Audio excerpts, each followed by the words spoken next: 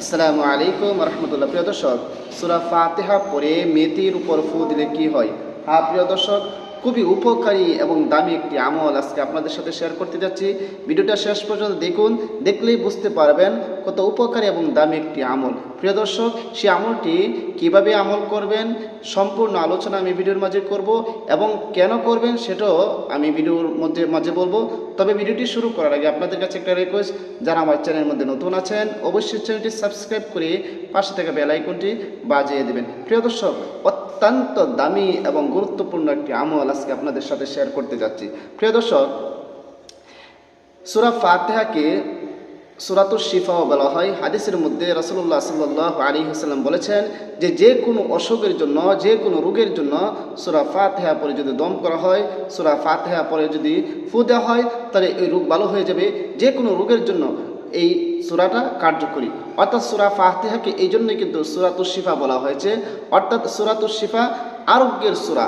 যে কোনো রোগের জন্য আপনি যদি পূর্ণ বিশ্বাস রেখে, আল্লাহর উপর পূর্ণ আস্থা রেখে আমলটি করতে পারেন, তাহলে অবশ্যই আপনি ফলাফল পেয়ে যাবেন, আপনি রোগ থেকে মুক্ত হয়ে যাবেন ইনশাআল্লাহ। প্রিয় দর্শক, সেই আমলটি কিভাবে করবেন? সর্বপ্রথম আপনাকে অল্প পরিমাণ মেথি সংগ্রহ করে নিতে হবে। মেথি তো সবাই চিনেনি, মেথি সংগ্রহ করে নিতে হবে। সংগ্রহ করে নেওয়ার পরে আপনি আমলটি করতে বসবেন। আমলটি করার আগে উযু করে নেবেন, পবিত্র হয়ে নেবেন। ঠিক আছে? উযু করে নেবেন, পবিত্র হয়ে নেবেন।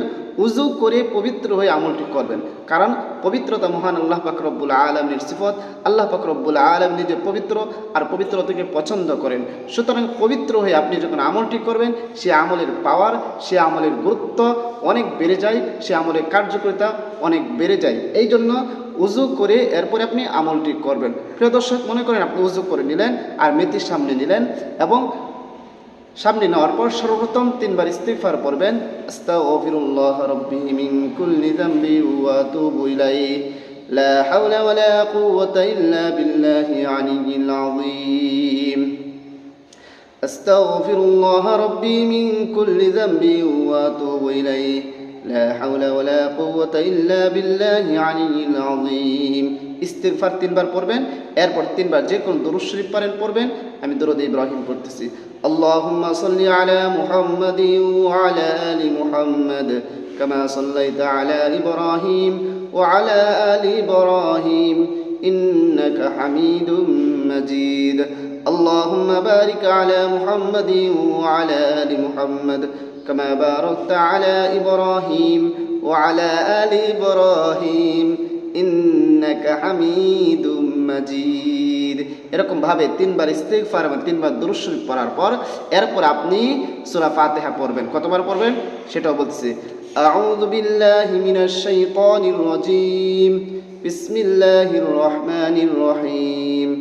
আলহামদুলিল্লাহি রাব্বিল আলামিন আর রহমানির রহিম মালিকি ইয়াউমিদ্দিন ইয়্যাকা না'বুদু ওয়া ইয়্যাকা নাস্তাঈন اهدنا الصراط المستقيم صراط الذين أنعمت عليهم غير المغضوب عليهم ولا الضالين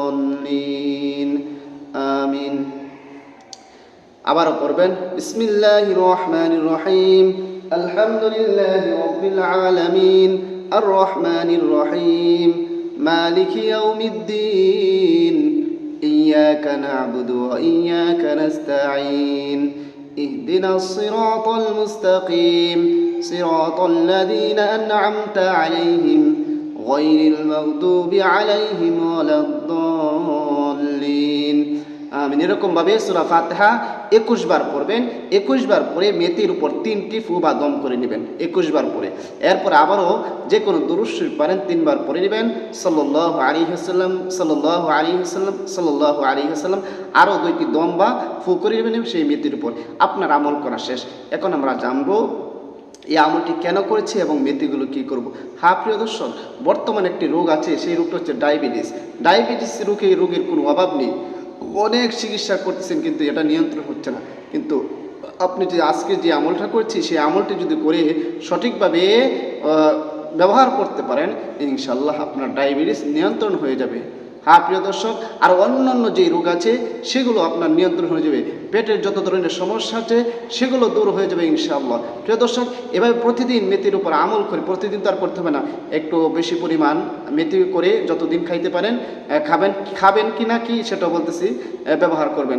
সুতরাং এই মেথিটা একটু বেশি পরিমাণ নিয়ে রেখে দিবেন করে, এরপর প্রতিদিন রাত্রে ঘুমানোর আগে একটা পাত্রের মাঝে পানির মাঝে ভিজিয়ে রাখবেন, হাঁস পরিষ্কার করে পানির মাঝে ভিজিয়ে রাখবেন এবং সকালে খালি পেটে সেই পানিটা খাবেন। মেথি খাইতে হবে না, যদি মেথি খান সেটা আপনার ইচ্ছা, কোনো সমস্যা নেই। আর যদি মেথি না খাইতে পারেন তাহলে শুধু যে পানিটা আছে সেই পানিটা শুধু আপনি পান করবেন ইনশাআল্লাহ। আপনি যদি এরকমভাবে মেথির পানিটা পান করতে পারেন নিয়মিতভাবে, তাহলে আল্লাহ পাক রব্বুল আলামিন আপনাকে সুস্থ করে দিবেন, আপনার ডায়াবেটিস নিয়ন্ত্রণ করে দিবেন, পেটের যত সমস্যা আছে সমস্যাকে দূর করে দিবেন। হ্যাঁ প্রিয় দর্শক, বলেছিলাম খুবই উপকারী এবং দামি একটি আমল। প্রিয় দর্শক, ভিডিওটা বেশি করে শেয়ার করে দেবেন যেন সবাই শিখে রাখতে পারে এবং নিজের ডায়াবেটিস আক্রান্ত রোগীকে যেন ডায়াবেটিসটা নিয়ন্ত্রণ করে রাখতে পারে, নিজে একটু সুস্থ থাকতে পারে এবং পেটের যত ধরনের সমস্যা আছে সেগুলো থেকে যেন সুস্থ থাকতে পারে। এই জন্য ভিডিওটা বেশি করে শেয়ার করে দেবেন। আর সবাইকে অসংখ্য ধন্যবাদ ভিডিওটি দেখার জন্য। আসসালামু আলাইকুম রহমতুল্লাহ।